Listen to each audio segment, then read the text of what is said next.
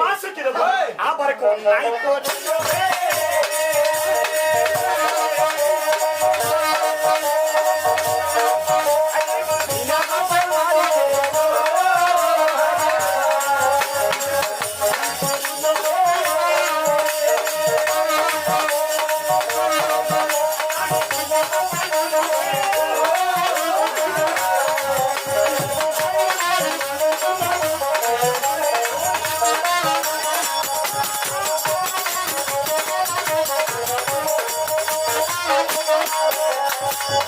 আরে বসু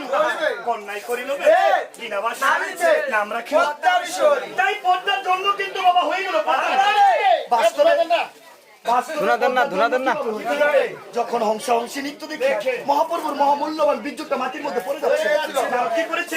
বাম হাত দিয়ে ধরে একটা মোল্লানি পাতার মধ্যে রেখেছিল আগে যখনই মোল্লানি পাতার মধ্যে রাখার সাথে সাথে পুরো মোল্লানি পাতাটা গরম হয়ে যায় এত গরম পাতাটা কিন্তু সহ্য করতে পারে সেই গরমের তাপে যে পাতাটার একটা ব্যাট ছিল এই ব্যাটের ভিতর দিয়ে একটা ছিদ্র হয়ে গেছে বিদ্যুৎটা ছিদ্র দিয়ে সোজা পাতাল উনি পাতালে গিয়েছে আবার কি পেয়েছে পাতালের রানী বাসুকে পেয়েছে বাসুকে কি করেছে সুন্দর করে তার শাড়ির আঁচলে কবরের মধ্যে গুজে রেখে 2 দিন